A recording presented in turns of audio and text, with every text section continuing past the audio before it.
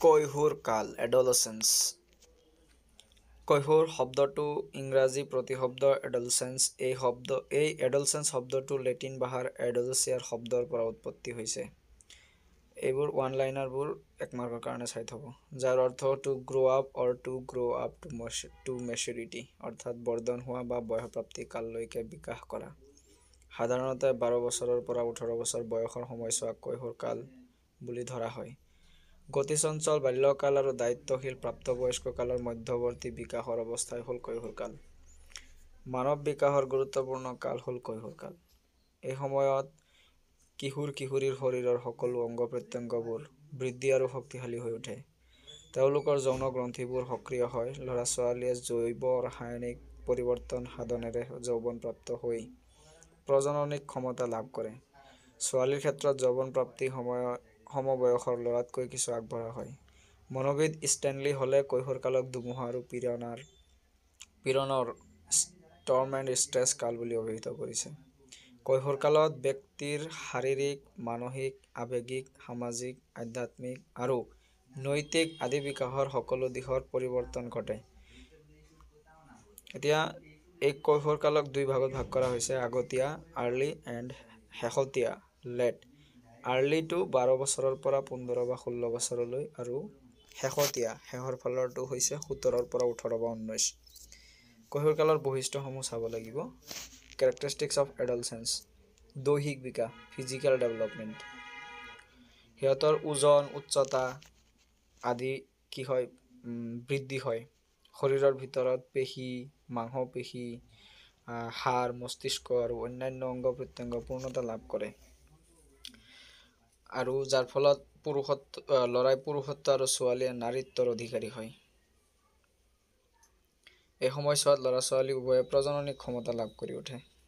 কৈশোৰ কালৰ বৈশিষ্ট্যসমূহ এনেধৰণৰ। ঠিক মানসিক বা বৌদ্ধিক বিকাশো হয়, মেণ্টেল আৰু ইণ্টেলেকচুৱেল ডেভেলপমেণ্ট।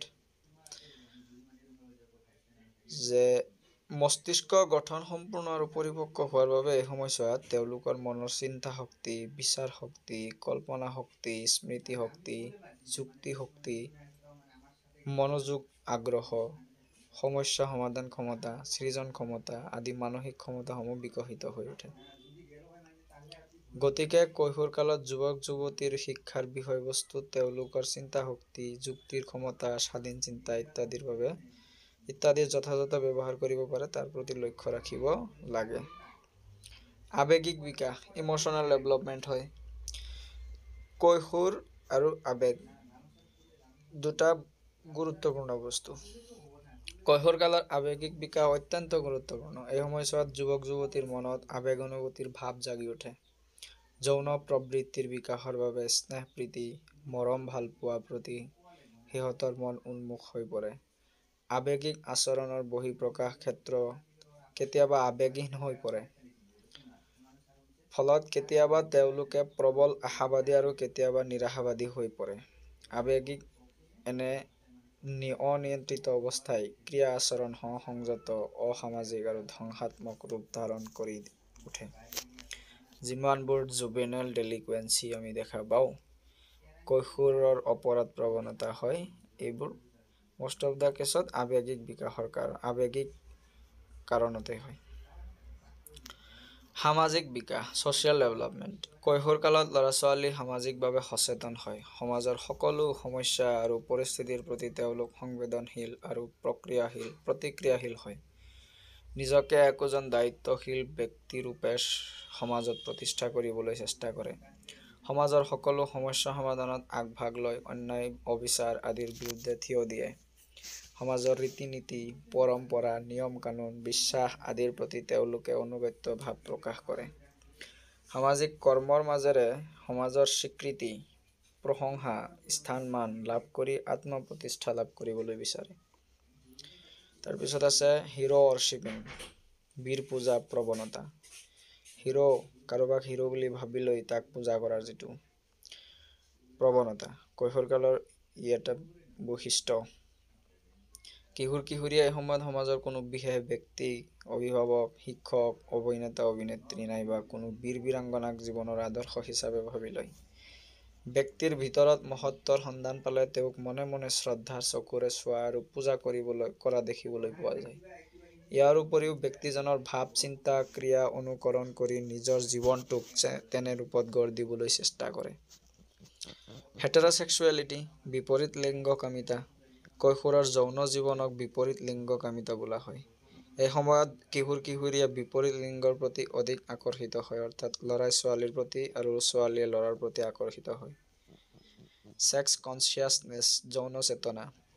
কৈশোৰকালৰ এক গুৰুত্বপূৰ্ণ বৈশিষ্ট্য হ'ল যৌন চেতনা।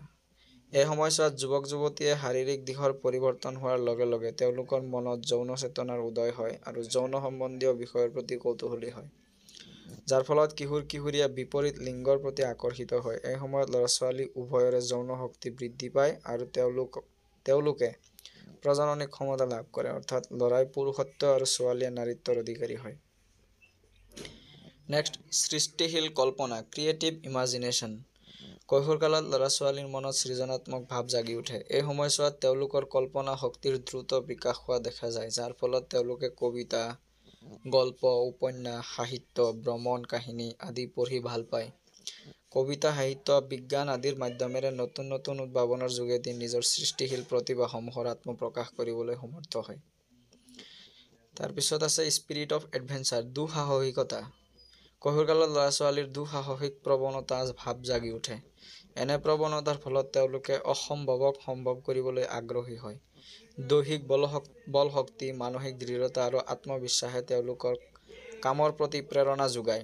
নৈ সাঁতোৰা, পৰ্বত বগোৱা, চাইকেলেৰে নাইবা খোজকাঢ়ি দূৰ ঠাই ভ্ৰমণ কৰা আদি বিপদসংকুল ক্ৰিয়াৰ দ্বাৰা তেওঁলোকে বীৰত্ব প্ৰদৰ্শন কৰিবলৈ চেষ্টা কৰা। আত্মনিৰ্ভৰশীলতা, ছেল্ফ ডিপেণ্ডেন্স। আত্মনিৰ্ভৰশীলতা কৈশোৰকালৰ এটা উল্লেখযোগ্য বৈশিষ্ট্য। এই সময়ছোৱাত ল'ৰা-ছোৱালীয়ে নিজৰ লাগতিয়াল কামসমূহ নিজে কৰিবলৈ ভাল পায়। তেওঁলোকৰ মনত সকলো কাম কৰাৰ বাবে নিজকে সক্ষম বুলি ভাবি আত্মবিশ্বাসৰ ভাৱ জাগি উঠে। ফলত নিজৰ প্ৰাপ্য অধিকাৰ, স্থান-মান, আত্মসন্মান, স্বাধীনতা আদিৰ প্ৰতি তেওঁলোক অধিক সচেতন হৈ পৰে। পিতৃ-মাতৃ তথা সমাজৰ অন্য লোকৰ পৰাও আত্মসন্মান পোৱাটো বিচাৰে। আনৰ নিয়ন্ত্ৰণ তথা দমনমূলক আচৰণ সহ্য কৰিব নোৱাৰি।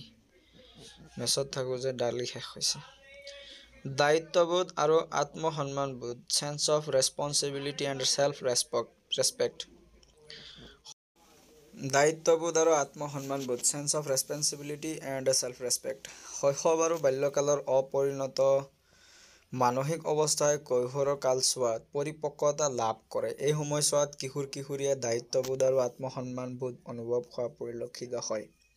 কোনো কাম কৰিবলৈ দিলে দায়িত্ব বুজি পোৱা হয়। পিতৃ-মাতৃ তথা সমাজৰ পৰা তেওঁলোকে নিজৰ স্থান, মান-মৰ্যাদা আদি পাবৰ বাবে অধিক আগ্ৰহী হৈ উঠে। এনে আত্মসন্মানৰ পৰা বঞ্চিত হোৱা কিশোৰ-কিশোৰীৰ মনত অপৰাধ প্ৰৱণতাৰ সৃষ্টি হোৱাৰ সম্ভাৱনা থাকে। তাৰপিছত আছে আত্মসচেতনতা, ছেল্ফ কনচিয়াছনেছ। কৈশোৰকালত ল'ৰা-ছোৱালীবোৰ অতি আত্মসচেতন হৈ পৰে। দৈহিক আৰু মানসিক পৰিৱৰ্তনেই ইয়াৰ মূল কাৰণ। দেহৰ কোনো ত্ৰুটি সম্পৰ্কে সিহঁতে বৰ হীন ভাৱ অনুভৱ কৰে। মই দেখিবলৈ বেয়া, মই চাপৰ, মই অত্যন্ত শকত ইত্যাদিৰ প্ৰতি যথেষ্ট সচেতন হয়। এওঁলোকে নিজকে সুন্দৰ আৰু আকৰ্ষণীয় কৰি তুলিবলৈ যত্ন কৰা দেখা যায়। মনত ৰাখিবা, আত্মসচেতনতা কৈশোৰকালৰ বৈশিষ্ট্য। নেক্সট, দলীয় ভাৱৰ বিকাশ, ডেভেলপমেণ্ট অফ গ্ৰুপ ফিলিং। কৈশোৰকালত সংঘবদ্ধভাৱে কাম কৰাৰ ইচ্ছা প্ৰবলভাৱে হোৱা দেখা যায়। কিশোৰ-কিশোৰীসকলে এই সময়ছোৱাত দলীয়ভাৱে সামাজিক কাম-কাজত অংশগ্ৰহণ কৰি আনন্দ আৰু প্ৰেৰণা লাভ কৰে। ইয়াৰ দ্বাৰা তেওঁলোকৰ মনত সহযোগিতা, বন্ধুত্ব, সমন্বয় আদি ভাৱৰ বিকাশ হয়। সেৱা, স্বাৰ্থত্যাগ, স্বদেশ প্ৰেম আৰু জনকল্যাণমূলক কাৰ্য, জাতীয়তাবোধৰ ভাৱ বিশেষকৈ কৈশোৰকালত দেখা যায়। অৱশেষত আছে দিৱা স্বপ্ন, ডে ড্ৰিমিং অৰ ফেণ্টেচি। কৈশোৰকালৰ এটা উল্লেখনীয় বৈশিষ্ট্য হৈছে দিৱা স্বপ্ন। ই ব্যক্তিৰ বৰ্তমানক বাহ্যিক কামৰ পৰা বিচ্ছিন্ন হৈ ব্যক্তিয়ে অধিক ব্যক্তিগত আৰু আভ্যন্তৰীণ চিন্তাত মনোনিৱেশ হোৱা দেখা যায়, যাৰ যোগেদি ব্যক্তিৰ বাস্তৱত বিফল আৰু অপূৰ্ণ হৈ ৰোৱা ইচ্ছা, আশা, আকাংক্ষা আদি মনৰ কল্পনাৰ যোগেদি পৰোক্ষভাৱে পূৰণৰ চেষ্টা কৰে। এনে ক্ষেত্ৰত ব্যক্তিৰ বাস্তৱ পৰিস্থিতি ইমানেই কঠিন হৈ পৰে যে তাৰ যোগেদি তেওঁৰ মনৰ আশা বাস্তৱত প্ৰত্যক্ষভাৱে পূৰণৰ কোনো সম্ভাৱনীয়তা নাথাকে। সেইবাবে এনে ব্যৰ্থতাৰ পৰিস্থিতিত সমাযোজন কৰিব বাবে ব্যক্তিয়ে কল্পনাৰ মাজত সোমাই পৰে। ইয়াক দিবাস্বপ্ন বুলি জনা যায়।